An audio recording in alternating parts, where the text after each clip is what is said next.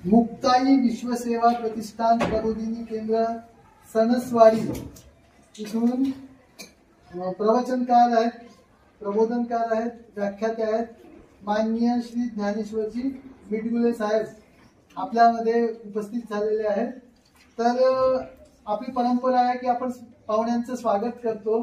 तर मी म्हणजे आता आपल्या शाळेत जास्त लोक नसल्यामुळे मी स्वतः मिटगुले साहेबांचं स्वागत करतो।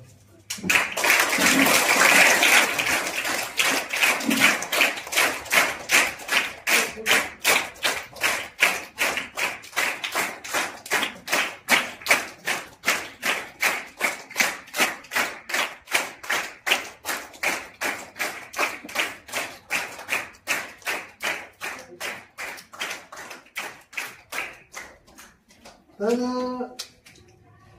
त्यांचं स्वागत झालेलं आहे। आपण सरळ त्यांच्या मार्गदर्शनाला सुरुवात करू।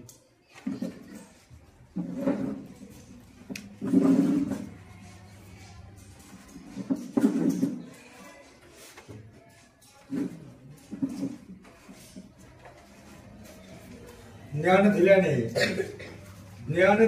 ज्ञान वाढते, त्या ज्ञानाचे मंदिर हे सत्य शिवाहून सुंदर हे। सुंदर अशा राणी दुर्गावती हायस्कूल मधील गुरुजनांना वंदन करून तुम्हा बाल विद्यार्थिनींना ज्ञानेश्वर मिटगुलेचा मनापासून मनपूर्वक नमस्कार। खरं तर आज बालक दिन, फळाफुलांचा माळा पाहिजे, फळाफुलांचा माळा पाहिजे, आनंदाचा सोहळा पाहिजे। गावात मंदिरे कमी असली तरी चालतील, पण सुंदर अशी शाळा पाहिजे। अशा सुंदर अशा राणी दुर्गादेवीच्या तुम्हा सर्व दुर्गावतींना शुभेच्छा। खरं तर सर, आजकालची नवीन पिढी 10-15ची पिढी आमच्या 70 पेक्षा 35ची एवढी हुशार आहे, 35 पेक्षा ही 10-15ची पिढी हुशार आहे। पण भानगड काय झाली आहे की जरा जास्तच हुशार आहे। ते चांगलं तर त्यांच्यापर्यंत पोहोचत नाही, पोहोचलं तर ती डोक्यात घेत नाही।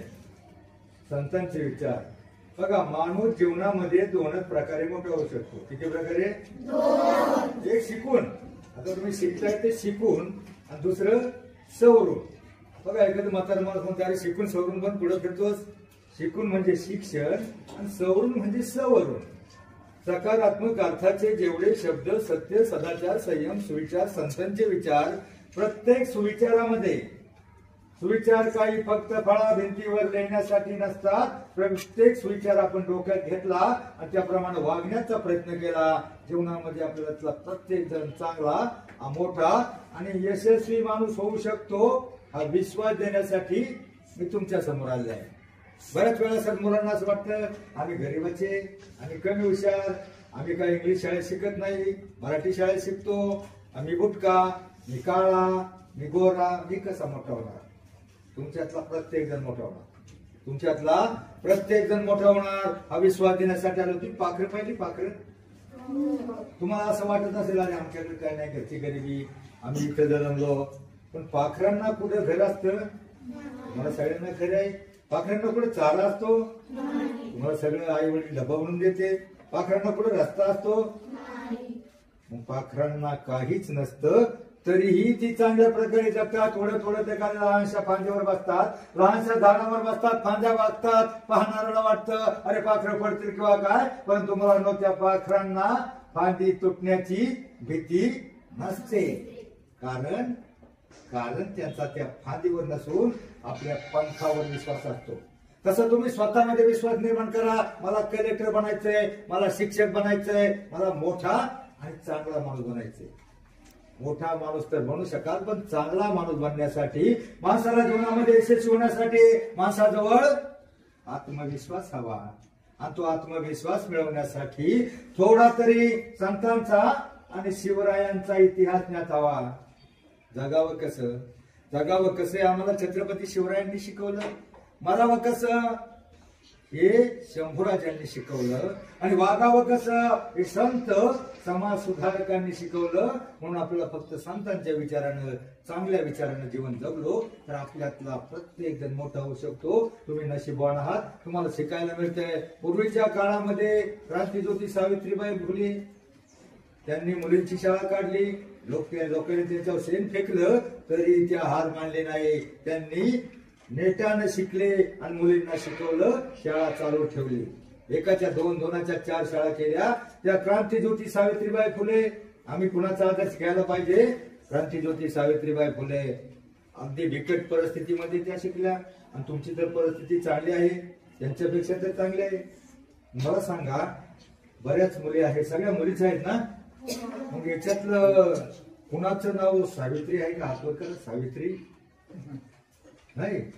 जिजाऊ नाही. जिजाऊ आहे का? नाही.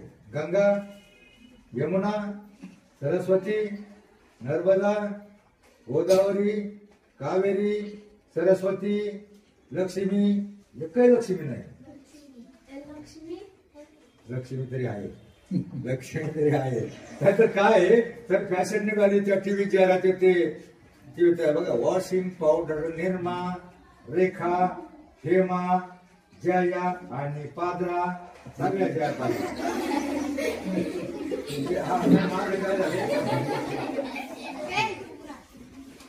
मग नावच सर सावित्री जन्माला आली नाही, जर जिजाऊ जन्माला आल्या नाही तर शिवाजीराजे कसे निर्माण होणार?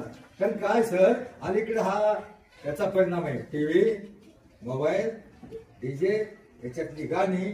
मला सांगा, तुमचे 2 कविता कोणाच्या पाठ आहेत? 2 कविता पाठ असेल तर आपण रेकॉर्डिंग करू, युट्यूबला देऊ.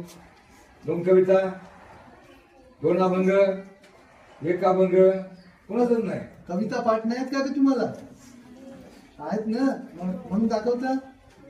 हा, नंतर आपण रेकॉर्ड करू. जे म्हणतात ना 4-5 मुलींचे एकदम आपण जोरात म्हणा, रेकॉर्ड करू, युट्यूबला टाकू. तर तुमच्यातला प्रत्येक जण शिकून आणि सवरून मोठा होऊ शकतो. शिकून म्हणजे शिक्षण आणि सवरून म्हणजे सकारात्मक अर्थाचे शब्द, सत्य, सदाचार, संयम, सुविचार, संतांचे विचार, संतांचे अभंग. आज प्रत्येक गावामध्ये कीर्तन, प्रवचन, काकडा, भजन, गायनच्या गायले जातात आणि ते आजही पहिल्यासारखे ताजेतवाने वाटतात.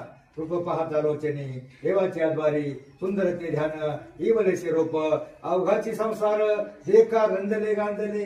हे अभंग आजही ताजेतवाने वाटतात. पण त्या तुम्ही ज्या डीजे पुढं, मी बऱ्याच लहान मुली चांगल्या नाचतात सगळ्या गावातल्या. डीजे पुढं कोण चांगलं नाचले सांगा लहानपणी?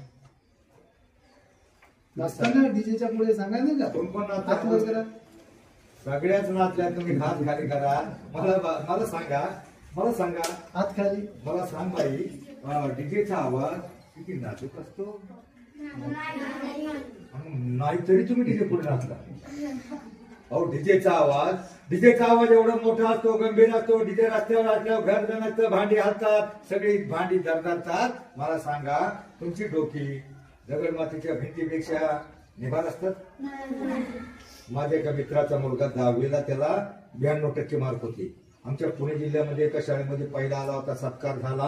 पण त्याला एक वाईट नाद होता. तो सर 8वी 9वी पासून 2-3 वर्ष सारखा डीजे पुढे नाचायचा. सारखा गावात डीजे वाढला का जेवायचा, अर्ध सोडायचा, माग हात पुसायचा आणि तिकडे धूम टाकत जायचा. आता मला सांगा, तुम्ही ज्या नाचल्या, तुम्हाला कोणी बोलवलं का? या तुम्ही सारे या बोलवलं नाही ना? आणि तुमच्या गावात हरिपाठ भजन कीर्तन होतं, तिकडे तुम्ही गेलात? चांगली गोष्ट आहे. पण डीजेचा आवाज, डीजेची गाणी, सिनेमाची गाणी, डीजेची गाणी, ऑर्केस्ट्राची गाणी एकच वर्ष गातात, दुसऱ्या वर्षी गायब होतात, तिसऱ्या वर्षी, पहिल्या वर्षी बघा एका वर्षी कोण आली होती, एक गाणं होतं बघा, बाईचे नाव काय होतं? जनाबाई, मीराबाई, मुक्ताबाई, बहिणाबाई. डीजे पुढे नाचत ते गाणं होतं ना. काय गाणं होतं बाईच्या नावाचं? काय होतं? शांताबाई. शांताबाई. आता मला सांगा, त्या शांताबाईचं नाव तरी बहिणाबाई, मुक्ताबाई, जनाबाई, मीराबाईपेक्षा चांगलं वाटतं का? आणि मग ती शांताबाई गेली, दुसऱ्या वर्षी दिसली का? दुसऱ्या वर्षी आला बाबूराव दिसला का? तिसऱ्या वर्षी आवाज वाढव डीजे, किंवा मला आमदार झाल्यासारखं वाटतंय. मग मला सांगा, डीजेचं गाणं सिनेमाचं गाणं एकच वर्ष येतं, तरी तुम्ही तिकडे जाऊन नाचता. पण संतांचे अभंग प्रत्येक वर्षी भजन कीर्तन गायन काकडा देवळामध्ये हरिपाठामध्ये गायले जातात. ते तुमच्या डोक्यामध्ये बसत नाही, ते तुमचं पाठ नाही, पण डीजेची बरीच गाणी तुमची पाठ आहे, बरोबर. मग डीजे पुढे मी सांगितलं 92% मुलगा बाकीची पोरं आर्ट सायन्स कॉमर्स पुढं प्रवेश घ्यायला जात असताना त्याचं डोकं दुखायला लागलं. ते सारखं डीजे पुढं पोरं बघा पुढे ढकललं मागं डोकं लावून असतात, पाहिलं असं तुम्ही, आणि पुढे सरत नाहीत. मग त्यानं डोकं दुखायला लागलं. बापानं उचलला, भोवळीवरून पडला. बापानं उचलला, इनामदार हॉस्पिटलमध्ये पुण्याच्या हडपसरमध्ये भरती केलं. तिथे गेलं, फोटोग्राफी स्कॅनिंग MRI सगळ्या चाचण्या झाल्या. चाचण्या झाल्याच्या नंतर डॉक्टरने फोटो पाहिले, MRI पाहिलं, सांगितलं त्याच्या मेंदूच्या डोक्याच्या मागच्या बाजूला मेंदूला गाठी झाल्या डीजेच्या. कारण काय तुम्हाला त्याचा परिणाम माहित नसतो. गाठी झाल्याच्या नंतर या गाठी ऑपरेशन करून काढाव्या लागतील, आणि ऑपरेशन करण्यासाठी स्पेशल मुंबईवरून डॉक्टर मागावं लागेल, आणि ऑपरेशनचा खर्च सांगितला 16 ते 20 लाख रुपये. आता एवढे कुणाकडे असतात. मग ऐन वेळेला बाप सायरा भरायला झाला, एक कुलता एक हुशार मुलगा मरणार किंवा काय, कुठून पैसे उभे करायचे. गावाकडे थोडी जमीन होती, ऐन वेळेला कोण घेणार जमीन. आडून 50-60 लाखाची जमीन बापानं 20 लाखाला विकली. त्याचं ऑपरेशन झालं. मला सांगा डीजे पुढे तुम्ही तुमच्याकडे जमीन आहे का. मग काय अडचण नाही. मग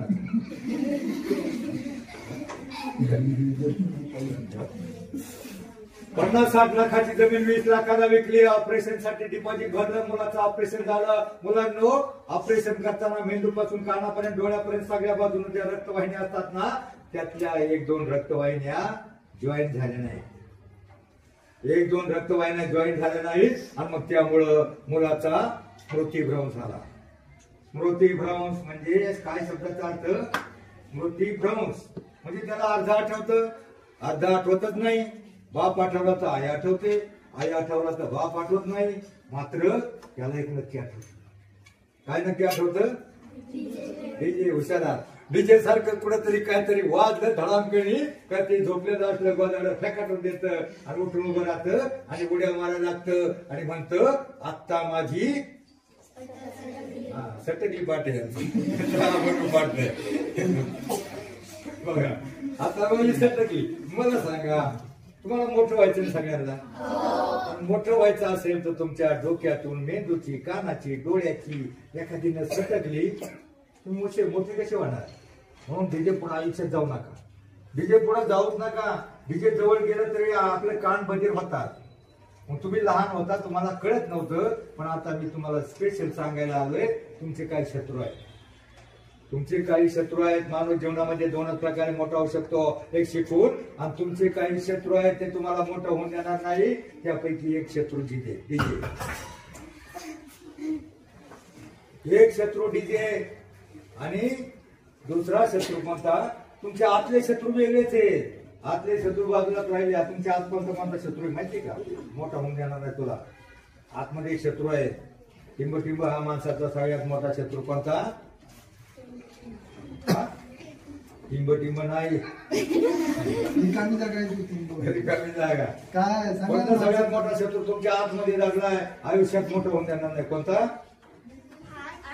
आळस. बघा वारकरी कोणी सांगितलं आळस, कंटाळा, बेफिकिरी, नाही अभ्यास केला तर काय सर थोडं रागवते.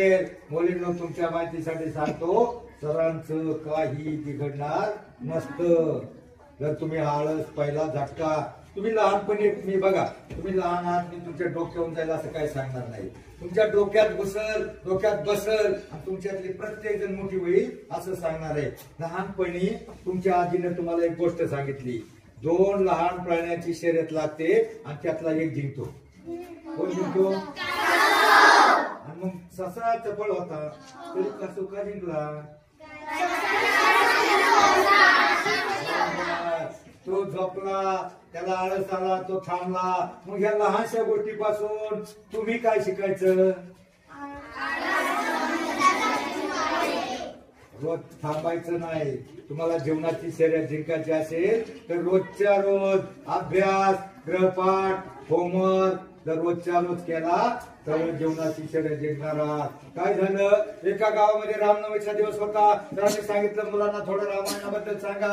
हे रामाचा जन्म, सीता स्वयंवर, लंका दहन, रावणाचा वध, सेतू बंधन, विभीषणाचा अभिषेक, रावणाला कुणी मारलं, कसं मारलं, सगळं सगळं सांगितलं. पण एका मुलीचं लक्ष नव्हतं. मी त्याला विचारलं, ती शिला त्याला मारत होती, त्याला विचारलं, आता मी रामायण सांगितलं, रावणाला सगळं सांगितलं, मग त्याला विचारलं रावणाला कोणी मारलं बाई? ती म्हणती मी नाही मारलं. कारण तिचं लक्षच नव्हतं, ती तिला मारत होती. मला सांगा, तिचं लक्षच नाही, तिला रावण पुढे सापडणार, लंकेपर्यंत जाईल का ती? तिचं शिकवणीवर लक्ष नाही, ती लंकेत कशी पोहोचणार? तुमचं लक्ष काय सध्या? लक्ष तुमचं लक्ष काय सध्या? टीव्ही, मोबाईल, पाटलांचा बैलगाडा, काय लक्ष आहे तुमचं? मग तुमचं लक्ष आहे शिक्षण. बरोबर, शिक्षण. तुमचं लक्ष आहे शिक्षण. मुलींनो, शिक्षण म्हणजे शून्यातून विश्व निर्माण करण्याचा मार्ग. शून्याला काही किंमत नसते, पण शून्याच्या पाठीमाग 1 2 3 4 5 6 7 8 9 कोणताही अंक ठेवला तरी त्याची किंमत 10 पट वाढते. मग शिक्षण म्हणजे शून्यातून विश्व निर्माण करण्याचा मार्ग. शिक्षण म्हणजे सुतावरून स्वर्ग गाठण्याचा मार्ग. मागली हात काय भानगड झालं त्याला? काय बाई, तुला ते या ठेवलं का काय सैराट मधलं काय? बघा, नीट लक्ष द्या. जिचं लक्ष नाही तिच्या जीवनाचं रामायण बिघडणार, वेगळं महाभारत घडणार. तुमच्या जीवनात रामायण घडू नये कोणतंही वाईट, त्यासाठी मी आलेलो आहे. कारण काय, ती मुली कशाला हटली काय माहिती नाही, मनातल्या मनात हटली. मग तिनं काय स्वप्न बघितलं का काय, एखादा राजकुमार इतक्या लवकर येतोय का हटली मला माहित आहे. तर मी काय सांगत होतो, आता तुमचं लक्ष आहे शिक्षण. शिक्षण म्हणजे सुतावरून स्वर्ग गाठण्याचा मार्ग. शिकला समजलेला माणूस या पृथ्वी तलावर स्वर्ग निर्माण करू शकतो, इतकी ताकद या शिक्षणामध्ये आहे. लोक मेल्यावर स्वर्गात जाण्याची इच्छा व्यक्त करतात. शिकला सवरलेला माणूस हा पृथ्वी तलावर स्वर्ग निर्माण करू शकतो, एवढी ताकद या शिक्षणामध्ये आहे. आणि शिक्षणाची संधी आयुष्यातून एकदाच मिळते. कारण धनुष्यातून सुटलेला बाण त्याप्रमाणे माघारी फिरू शकत नाही, त्याप्रमाणे शिक्षणाचा गेलेला एखादा आठवडा, एखादा दिवस, एखादा तास सुद्धा परत येत नाही. काय होतं, एखादी मुलगी मामाच्या गावाला जाते, मावशीच्या इकडे जाते आणि 2-4 दिवस शाळा करते आणि मग सरांनी जो पोर्शन शिकवलेला आहे तो मागे राहतो. ही जीवनाची शर्यत जिंकायची असेल तर मग तुम्ही ऑटोमॅटिक मागे पडता. म्हणून एकही तास वाया घालू नका. काय करता तुम्ही? तुमचा तो जानी दुश्मन, तुम्ही अभ्यास, गृहपाठ, होमवर्क सगळं सोडून त्याच्या पुढं टू बघत असता. कोण तो तुमचा जानी दुश्मन? तुम्हाला फार आवडतो, जीवापेक्षाही प्रिय, पण तो तुमचा दुश्मन आहे, जानी दुश्मन आहे, तुमचा शत्रू आहे. तो तुम्हाला मोठं होऊन देणार नाही. आणि मग त्याच्या पुढे तुम्ही 8 ते 8:30, 9 ते 9:30 बघत बसता आणि अभ्यास राहतो. आणि मग सरांना सांगता, सर माझं डोकं दुखत होतं. आणि तुम्ही डोकं पुढे लावलं होतं. कार्यक्रम बघता ना रात्रीचा, अभ्यास राहतो. तुझ्यात जीव रंगला, अशा जीव रंगला. आणि त्या टीव्ही नका बघू. तुम्ही जर मुली आहात ना, घरची सगळी कामं करायला शिका. 10वीच्या अगोदर तुम्हाला स्वयंपाक, घरची शेत करायचं असेल तर शेतातून बाटूक काटून बायला टाकलं, झाडलोट करणं, सगळी कामं आली पाहिजे. त्या टीव्हीत टाइमच घालू नका. टीव्ही मध्ये काय शिकवतात? टीव्हीत एवढंच शिकवतात. मालिका काय असतात, ह्या बाईनं त्या बाईची खोडी कशी करायची, मग तिची कुरघोडी कशी करायची. याच्यापेक्षा जास्त काय मालिकेत असतं का? टाइम नका करू. जसं डीजे पुढे जाऊ नका ना, तसं टीव्ही पुढे जाऊ नका. एखादी कीर्तन, एखादी मालिका बघायसाठी होती. कोणती होती एक मालिका बघण्याजोगी? स्वराज्य रक्षक संभाजी, पाहिली का? असली एखादी मालिका बघा. पण त्या बायांच्या कळी लावायच्या मालिका शिकूच नका. कारण तुम्ही त्या मालिका बघून तुम्ही कळी लावणार आणि तुमचा संसार प्रपंच उद्ध्वस्त होणार. म्हणून त्या मालिका बघूच नका. तुम्हाला कंटाळा आला ना तर तुम्ही एखाद्या हरिपाठ होता तर रविवारच्या दिवशी मंदिरामध्ये जा, भजन जा, कीर्तन जा. कारण अभंगाच्या चाली तुम्हाला पहिलं सांगितलं, भजनामध्ये फक्त अभंग नाही, त्याच्यामध्ये पदे, ओव्या, दोहे, श्लोक, गवळण, भारूड आणि कबीर महाराजांचे दोहे याचा चाली एवढ्या चांगल्या असतात, याचा अर्थ चांगला असतो. त्या डीजेचं गाणं काय असतं, मुंगळा मुंगळा. का तुम्ही मुंगळ्यासारखे नाचता? त्या मुंगळ्याला चाल तरी आहे का? किंवा काला कावा काट खायगा, कावळा मुंगळा वाईट प्राण्यांची गाणी असतात. तिकडे जाऊन तुम्ही नाचता. तुम्हाला नाचायचंच असेल तर हरिपाठामध्ये नाचा. हरिपाठामध्ये बघा, हरिपाठामध्ये तुम्ही पाहिलं असेल तर देवळामध्ये 5-7 माणसं एकूण असतात. 5-7 माणसं ह्या बाजूला उभी असतात. एक जण म्हणत असतो हरिमुखे म्हणा, हरिमुखे म्हणा. दुसरा म्हणत असतो पलीकडला पुण्याची गणना कोण करी. तिसरा म्हणत असतो असोनी संसारी दिव्य वेग करी. चौथा म्हणत असतो वेदशास्त्र उभारी बाह्य सदा. म्हणजे एका पुढे एक म्हणत असतात. त्यावेळेला त्यांच्या डोक्यामध्ये जगातली कोणतीही अडचण, कटकट, समस्या किंवा कोणताही वाईट विचार नसतो. त्यावेळेला त्यांच्या डोक्यामध्ये फक्त एकच विचार असतो, याच्या पुढे काय म्हणायचं. मग त्यावेळेला त्याचं मन, चित्त, बुद्धी शांत, स्थिर, एकाग्र, निर्मळ, पवित्र होते. म्हणजे देव म्हणजे काय असतो, त्याच्यातच देव निर्माण होतो. आत्मा हाच परमेश्वर. बरोबर ऐकलं ना कुठे? आत्मा हाच परमेश्वर, आपल्यातच देव आहे. आपण फक्त देवासारखं वागायचं. आपल्या देशामध्ये देवांची संख्या किती कोटी आहे? किती कोटी ऐकलं का तुम्ही? कोटी किती कोटी? तीन लांब गेले तर 3 पुढे वाढवलं, पण 33 कोटी आहे. 33 देवांची नावं तुम्ही एकदम सांगू शकणार नाही, पेनवर वहीवर लिहू शकणार नाही. पण ते 33 कोटी म्हणजे 33 प्रकारचे, अशी काहीतरी संकल्पना असावी. पण मुलांनो, आजही आपल्या देशामध्ये 33 कोटी जिवंत देव आहेत. पाहिलेत का तुम्ही? रोज बघता नाही म्हणती. कोणते देव आहेत? आपल्या देशाची लोकसंख्या किती कोटी? 145 कोटी पर्यंत पोहोचली. त्यापैकी 33 कोटी देव आहेत. आत्मा हाच परमेश्वर. तुम्हाला काय व्याख्या सांगितली? आत्मा हाच परमेश्वर. त्यातले 145 कोटी पैकी 33 कोटी आत्मे देव आहेत. 33 कोटी देव आहेत. कोणताही सर्व देव नाही होऊ शकत. कारण जो वाईट वागतो, जो दुष्ट वागतो, दुराचारी आहे, अनाचारी आहे, व्यभिचारी आहे, अत्याचारी आहे, भ्रष्टाचारी आहे, तो वाईट वागतो, लोकांशी वाईट बोलतो, वाईट ऐकतो, तो देव होऊ शकत नाही. मग कोणते देव आहेत? 33 कोटी देव आहेत. पण जो वाईट वागतो, मोठाली माणसं बघा शिव्या देतात, वाईट वागतात, मग त्याच्यात देव होऊ शकत नाही. पण बालवाडी 145 कोटी पैकी सर बालवाडीपासून मास्टर डिग्री पर्यंतची सरकारी आकडेवारी आहे ना, ते निष्पाप, निरपेक्ष, सात्विक, निर्भय वृत्तीचे जे तुम्ही विद्यार्थी आहात ना, निष्पाप असे बाल म्हणजे तुम्हीच खरे देव आहात. तुम्हीच खरे देव आहात. आणि तुमच्यातलं देव पण जागवण्यासाठी, टिकवण्यासाठी, जगवण्यासाठी आमच्या मुक्ताई विश्वसेवा प्रबोधन केंद्राचा छोटासा प्रयत्न. ज्ञानी यांचा वाहतुक्याचा वंश तुमचा तोच आहे. आपल्या हे रक्तात थोडा ईश्वराचा अंश आहे. अहो, देव ईश्वर म्हणजे काय असतं? आत्मा हाच परमेश्वर. म्हणून तुमच्यातला परमेश्वर कधीही मरून देऊ नका. तो जिवंत ठेवा. त्यासाठी चांगलं वागा. वाईट माणसाच्या संख्येला जाऊ नका. वाईट वागू नका. म्हणून तुमच्यातला प्रत्येक जण देव आहे. ना रावळी ना देवळी ना कोणत्या विटेवर विद्या मंदिराचं साक्षात 33 कोटी देव. तुम्हीच खरे देव आहात. फक्त तुमच्यातलं देव पण आयुष्यामध्ये गमावू नका. तर मी आता काय सांगत होतो, तुमचा जानी दुश्मन टीव्ही आपल्या सोडून तिथं बघता. त्या मालिकाची नाव जर हेडिंग काय, एका मालिकेचं काय नाव आहे? फेमस मालिका झाली होती बघा. एका मालिकेचं नाव सरळ नसतं, ते सरळ हाताने नाव नाही ठेवत. एका मालिकेचं नाव तुम्ही जर टीव्ही बघत असला, टीव्ही बघता का? मग एका मालिकेचं नाव काय होतं?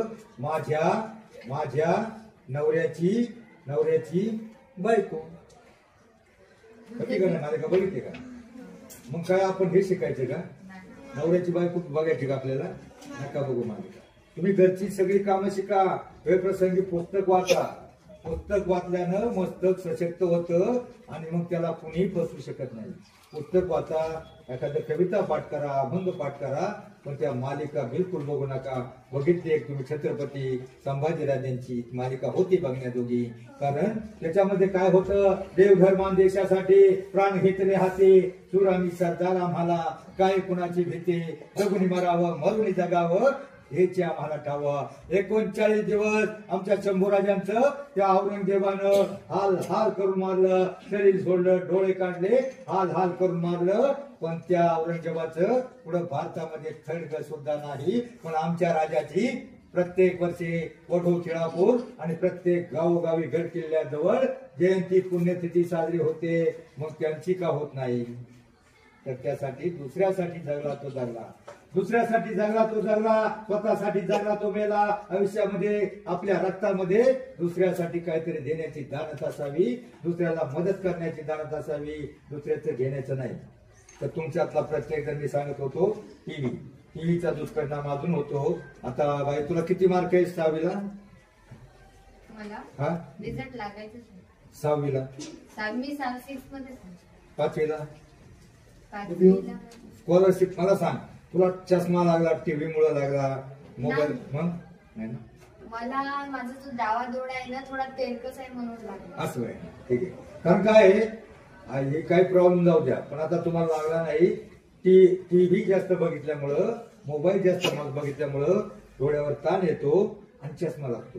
चष्मा लागल्यावर पुढे इंटरनेटचा जमाना आहे, कॉम्प्युटर आहे, लॅपटॉप आहे, त्यातले अक्षर तुम्हाला मोठं होताना शाळेत आहेत, मग ती तुम्हाला दिसणार नाहीत. म्हणून टीव्ही मोबाईल पासून जेवढं लांब होता येईल तेवढं पहा. आता मोबाईल तुम्हाला फक्त शैक्षणिक गरजेपुरता वापरायला गरजेचं का? शोधायला मोबाईलला हात नका लावा. फक्त शैक्षणिक गरजेपुरता मोबाईल पाहिजे. चीनमध्ये सर 10वी पर्यंत बंदी आहे मोबाईलला. कारण मोबाईल मध्ये पोरं चांगलं बघत नाही. त्या ऑनलाईन शिक्षणामुळं काय झालं, पोरांना मोबाईलचं लायसन्स मिळालं आणि लायसन्स मिळाल्यावर त्यांनी गैरवापर केला.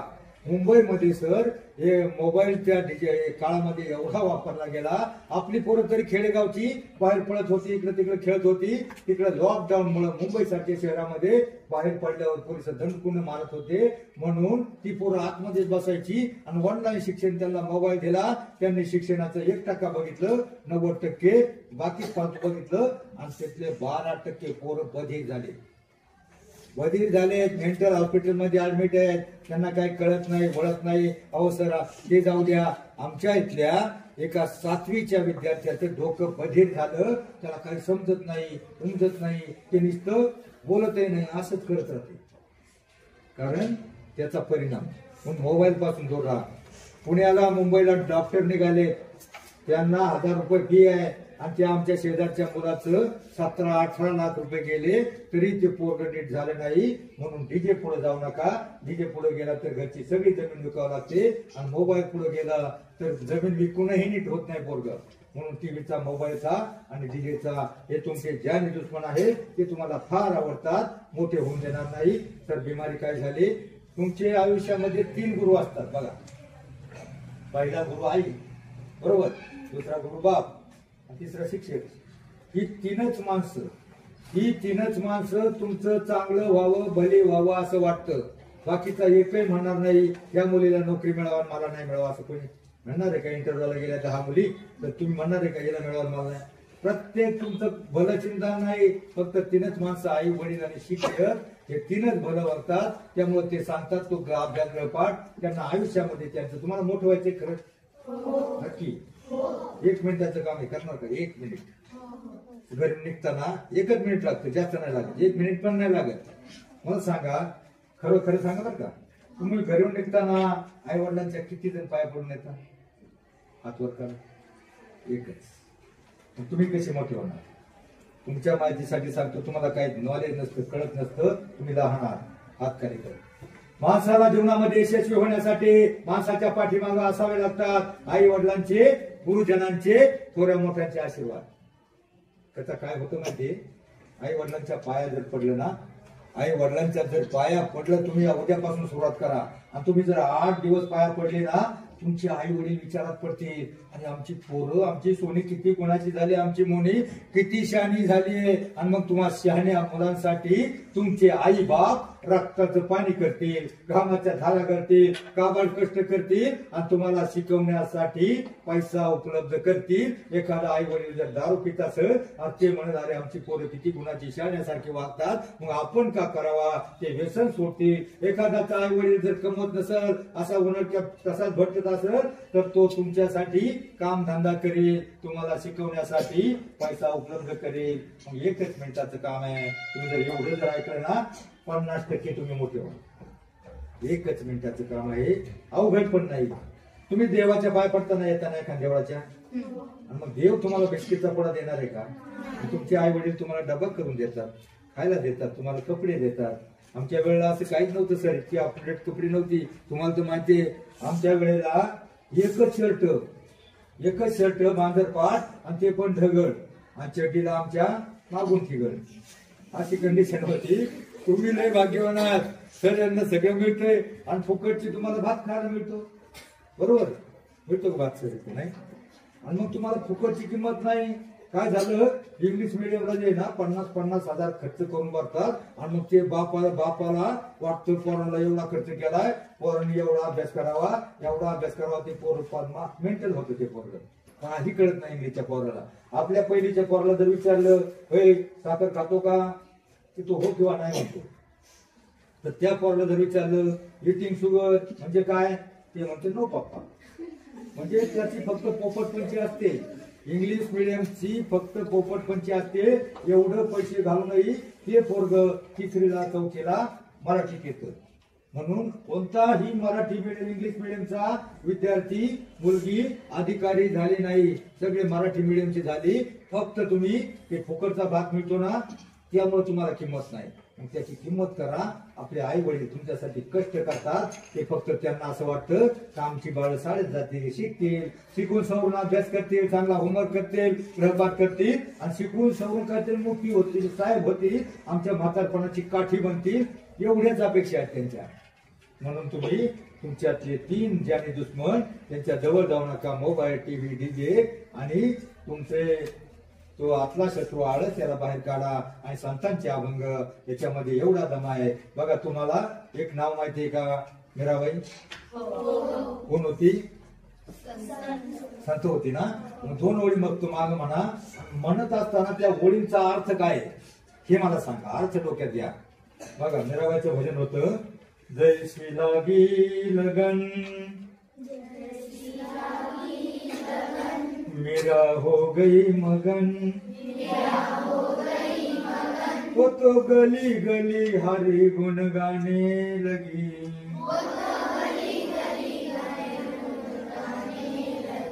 काय अर्थ होतो याचा? जैसी लागी लगन. काय अर्थ होतो याचा? जैसी लागी लगन म्हणजे मीराबाईला श्रीकृष्णाच्या भक्तीची एवढी आवड, गोडी निर्माण झाली होती.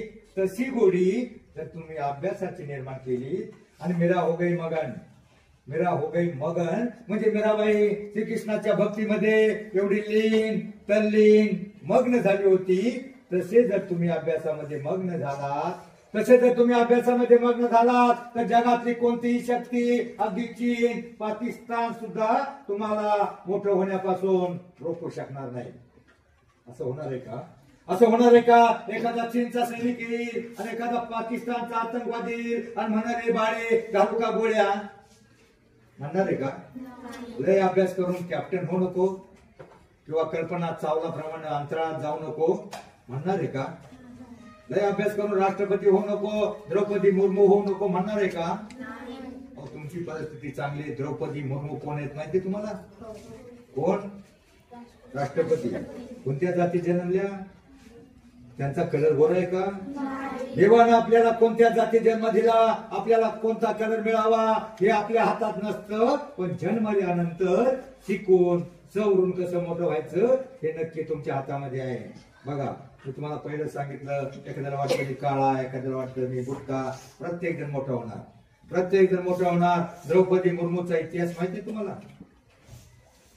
वयाच्या 6व्या वर्षी तिचे आई वडील आदिवासी समाजातली मुलगी, त्यांच्याकडे खाणी असतात, त्या खाणीमध्ये काम करत असताना वरून भिंत कोसळली, गाडले गेले, अनाथ झाली, अनाथाश्रमात शिकली, कुणाचाही आधार नाही, त्यावेळेला मोबाईल टीव्ही डीजे काहीच नव्हतं.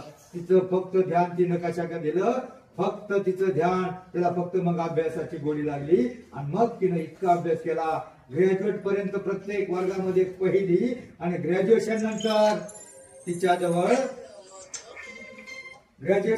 तिच्याजवळ 6 डिग्री आहेत. तिला राष्ट्रपती बनवलं ते तिचा कलर पाहून नाही, तिची जात पाहून नाही, तिचं टॅलेंट पाहून, शिक्षण पाहून बनवलं. मग तुमच्यातला प्रत्येक जण जीवनामध्ये काहीतरी बनू शकतो, ते फक्त शिकून पुढी आली आणि सवरून. 2च मार्ग आहेत.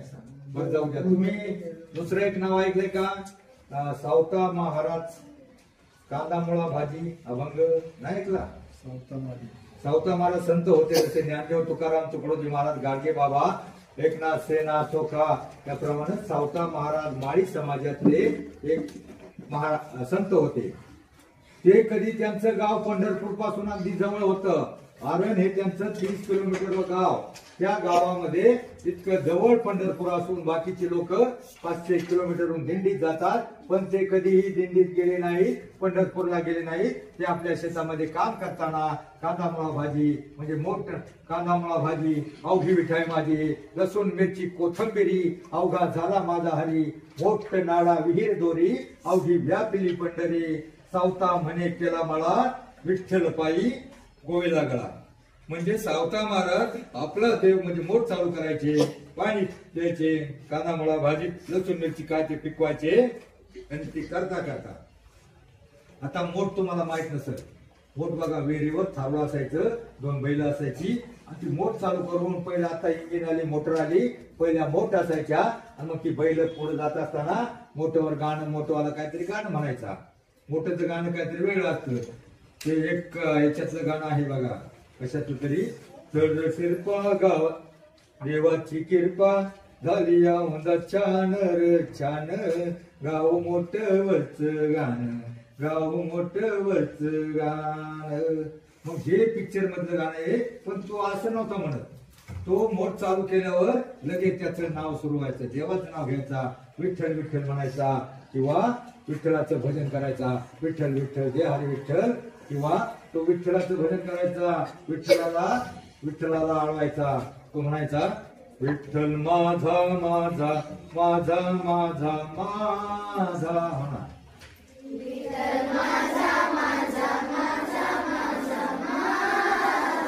विठ्ठल माझा मी विठ्ठलाचा,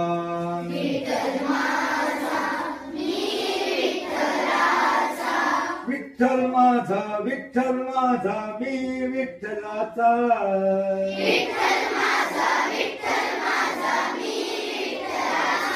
विठ्ठल माझा माझा माझा माझा माझा,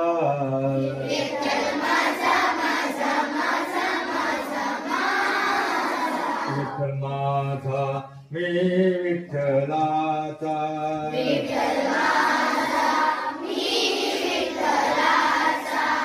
काम करता करता म्हणायचा, शेतातल्या कांदामुळा भाजीला म्हणायचा, हे बघायचा कांदे मुळे भाजी सगळी मोठी झाली का नाही, एखादा उपटून बघायचं जे मोठं झालेलं आणि त्याच्याकडे आनंदानं पाहायचा आणि त्याला बघून म्हणायचा विठ्ठल माझा मी विठ्ठलाचा.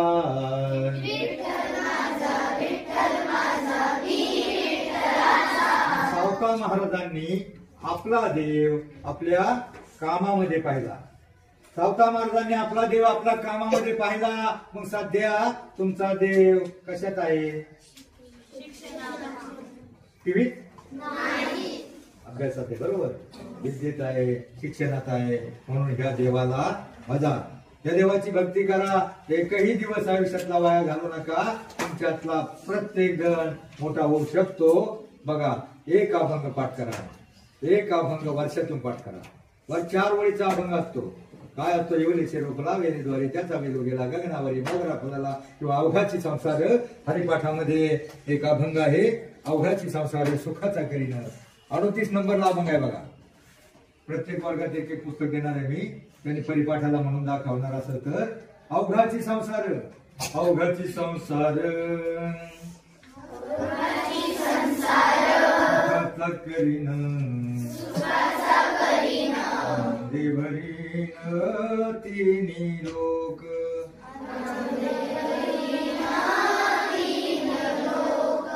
काय अर्थ होतो याचा? याचा अर्थ काय होतो? अवघाची संसार सुखाचा करीना. म्हणजे कुणाचा संसार म्हटले बाई? आपल्या घरातला म्हणले का? पप्पा मम्मी बुद्धी मुद्दी चौघांचा. कोणता म्हटले? अवघाची म्हणजे अख्ख्या जगाचा विश्वाचा संसार सुखाचा करेन आणि आनंद भरीन तिन्ही लोक.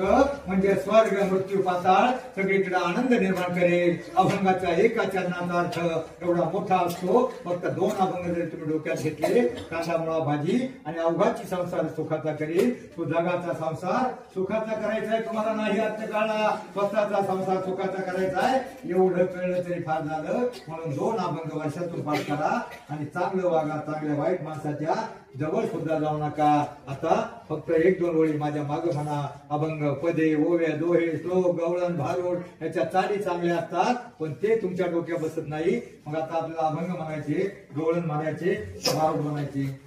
याच्या चाली ऐकवण्यासाठी एक कडवं कोणतं म्हणायचे? गवळण भारुड अभंग. लहान लहान लहान मुले खेळून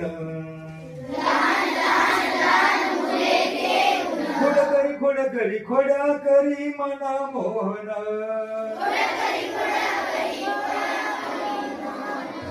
लाजवी हा चक्र पाणी जनी हसे हसे गाय गाणी. जनी हसे गाय गाणी असे गाणे गाऊन मोहन मोहन मोहन मोहन. म्हणजे अभंगाच्या चाली गवळणीच्या डीजे चाली डीजेच्या ऑर्केस्ट्राच्या सिनेमाच्या गाण्यापेक्षा चांगल्या असतात. असतात का नाही? कानडा राजा पंढरीचा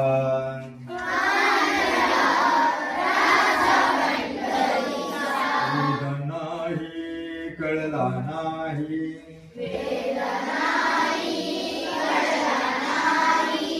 आता 1-2 मुली नुसत्याच गाण्यात असल्या, काय भानगड झाली मला कळलं नाही.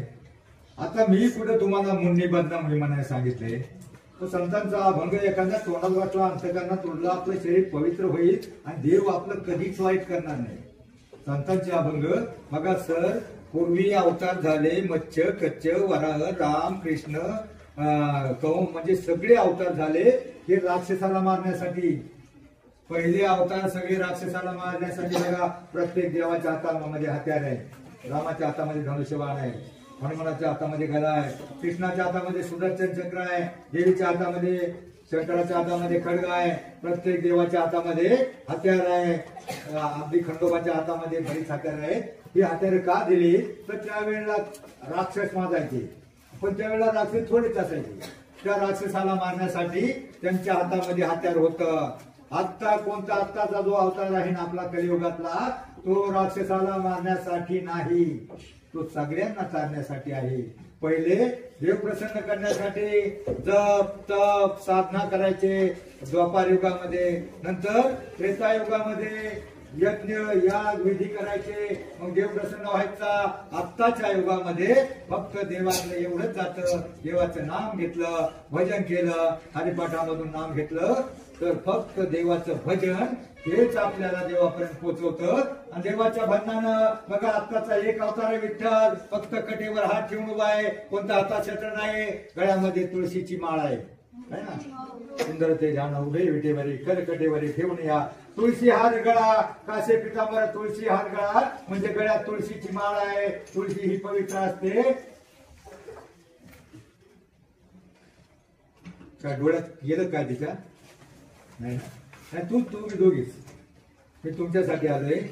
तुळशी हार गळा. तुळशी बघा माणूस मेल्यावर तो मटण खातो, काय खातो, त्याच्या गळ्यामध्ये माळ घातली जाते, तुळशीचं पान घातलं जातं का? तो मेल्यावर तरी परत व्हावा. मग तुळशी हार गळा. तो देव असा संदेश देतोय, तुम्ही जी तुळशी हार गळा आहे, तुळशीचं पावित्र्य असण्यासाठी गळ्यामध्ये जर तुम्ही तुळशीची माळ घातली आणि वाईट प्राण्यांचं काय तुम्ही मटण वगैरे खाताना, तुम्ही एखादं मटण खाता, मला सांगा आपण वाघाला जीवदान देतो, सापाला जीवदान देतो आणि आपण ते निष्पाप प्राणी कोंबडं बकरू कापून खातो. आपण जर त्याचं मटण बघितलं आपल्याला किळस वाटते, त्याचं रक्त बघितलं ते किळस वाटते, तरी ते घाण आपण खातो. तर जेवढे रोग होतात ना, तो मागे बघा कोंबडीमुळे एक रोग आला होता, आता वटवाघळामुळं कोरोना आला. जेवढे रोग आहेत ना या पक्षी ह्या मटण खाताना त्या मटणातून येतात. एखादा कोणताही शेतकरी असा बकरू आपलं चांगलं बकरू विकायला नेत नाही. एखादं बकरू जर आजगळलं डागाळ म्हणजे सुकलं, ते जर पाणी पित नसलं ते मरल असं वाटलं, तेच बकरू विकायला नेतो आणि त्या बकराचं मटण घरी आणतात आणि ते वाईट विचार, जसं तो मांसाहार करतो ना तसा आहार तसा विचार. आपण फळे भाज्या दूध खाल्लं आपल्या मनामध्ये सात्विक विचार येतो. विठ्ठलाला ते सांगायचंय, तुळशीची माळ घालून तो तुम्हाला उभा आहे चांगला संदेश देण्यासाठी, आणि तो कोणाला मारण्यासाठी नाही. दुष्टांना पहिला राम कृष्ण हे कंसाला किंवा रावणाला मारण्यासाठी झाले. आताचा हा देव सगळ्यांना तारण्यासाठी आहे. आणि तो कसं तारणार आहे, तर त्याच्या गळ्यातल्या माळ आहे त्याप्रमाणे तुम्ही सात्विक आहार घेतला आणि त्याने जर ते सांगितलं त्याप्रमाणे त्याचं भजन केलं तर तुम्हाला तारून नेईल. आणि त्याचं भजन केल्यामुळं देवाचं नाव घेतल्यामुळं आपलं मन चित्त बुद्धी, म्हणजे जरी वाईट माणसानं जरी नाव घेतलं तरी त्याचं मन शांत होतं, चित्त होतं, एकाग्र होतं, पवित्र होतं, निर्मळ होतं. म्हणजे तुमच्याच देव निर्माण होतो. तो देव कुणाला मारण्याऐवजी तो सगळ्यांना तारण्यासाठी पिठेवर उभा आहे. आणि म्हणून देवाचं नामस्मरण करा. वाईट जर कोणी खात असेल तर तरी खायचं बंद करा. कारण जेवढे आजार झाले कोरोनाच्या काळामध्ये, कोण कोण गेले माहितीये का? जे मटण मच्छी खाऊन जाड गळेगठ्ठ झालेले, कोणताही शेतकरी काबाड कष्ट करणारा हाडकोळा माणूस कोरोनाने गेला नाही आणि पुढे जाणार नाही. म्हणून मांसाहार कमी करा, करूच नका. शाकाहार फळे दूध त्याच्यामध्ये केळी त्याच्यामध्ये स्वस्त असतात. 200 रुपये खाण्याच्या पेक्षा 50 रुपये डझनची केळी खा, ताकद मिळेल. तुम्ही आयुष्यात वाकडे वाईट होणार नाही. फक्त आता वेळ संपलेला आहे, 1 तास झाला. तर तुम्हाला कंटाळा असेल, आलाय ना कंटाळा? नाही आला? जाऊ द्या. आता थोडं आपण तुम्हाला जे तुमच्या चालीवर आहे ना एक भजन घेऊया. आणि ते का सांगतो तुम्ही बघा, प्रत्येक घराघरी म्हातारे माणसाला काहीतरी आजार होतो, अटॅक येतो. 40 वर्षाचा माणूस अटॅकने जातो. मग तो आपल्याला अटॅक भविष्यात नाही यावा. आपल्याकडे काही 10-20 लाख रुपये म्हातारपणी नसतात, कुणाकडे नसतात, 90% नसतात. श्रीमंताकडे असतात पण गरीबाकडे आपल्यासारख्याकडे नसतात. मग त्यासाठी हा उपाय सांगतो तुम्हाला. कारण ज्या वेळेला म्हातारपणी अटॅक येतो किंवा कोणताही रोग होतो, तो रोग का होतो तर त्या माणसाने व्यायाम केला नसतं, काम केलं नसतं, आरामखोरपणाने बसलेला असतो, आराम केला असतो, धावपळ केलेली नसते, घरातली कामं केलेली नसतात. अशा लोकांना तो आजार होतो. आणि त्यासाठी तुम्ही मी जे सांगतोय ना त्याच्यातलं विठ्ठल या शब्दात जोर देऊन म्हणायचं आणि ते म्हणता म्हणता टाळी वाजवायचं. त्याच्या अगोदर आपण एक 2 ओळी अभंगाचे घेऊ. चुन्नुक चुन्नुक टाळ वाजवी पाटामधलं पाणी, रान पाखरा संग गातो, तुझी विठ्ठला राणी, विठ्ठल नामाची शाळा भरली, विठ्ठल विठ्ठल जय हरी विठ्ठल, विठ्ठल विठ्ठल जय हरी विठ्ठल, विठ्ठल विठ्ठल विठ्ठल विठ्ठल, विठ्ठल विठ्ठल विठ्ठल विठ्ठल, विठ्ठल विठ्ठल जय हरी विठ्ठल, विठ्ठल विठ्ठल विठ्ठल विठ्ठल. आता मला सांगा, ज्याने जोरात टाळी वाजवली, ज्याने जोरात टाळी वाजवली हाताला झिंजणी झाल्या का नाही? आणि जोरात विठ्ठल विठ्ठल म्हणताना आपल्याला आठवून येतं बघा. जोरात टाळी वाजवल्यावर हाताला झिंजण्या झाल्यावर काय होतं, आपल्या सध्या रक्तवाहिन्या आहेत ना त्याच्यामुळे प्रवाहित होतात खालपर्यंत.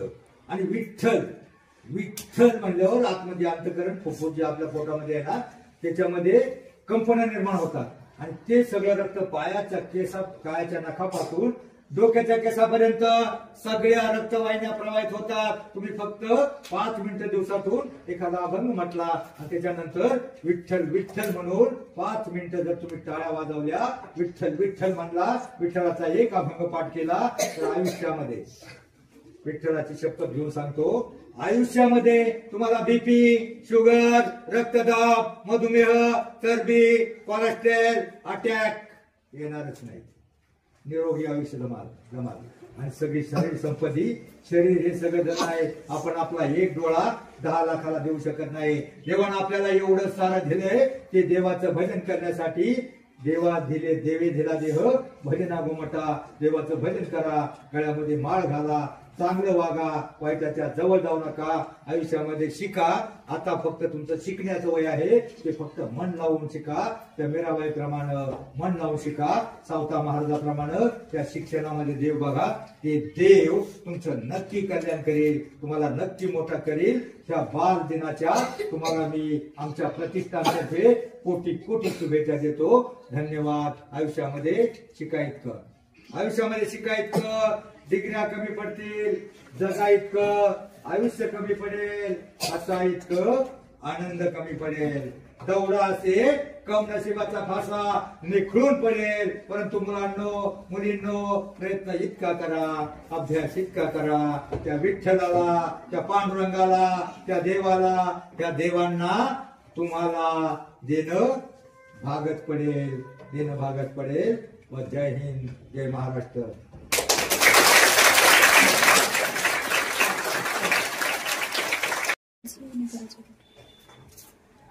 तर तुम्हाला जे मार्गदर्शन केलं ते तुमच्या जीवनात अवश्य कामी येईल, एवढं बोलतो. आणि मी जे प्रबोधनकार आहेत, व्याख्याते आहेत, त्यांनी तुम्हाला मुलाचं मार्गदर्शन केलं, हे तुमच्या आयुष्यात फार कामी येईल अशी अपेक्षा करतो. आणि मी त्यांचा आभार मानतो आणि इथंच हा कार्यक्रम संपल्याची जाईल.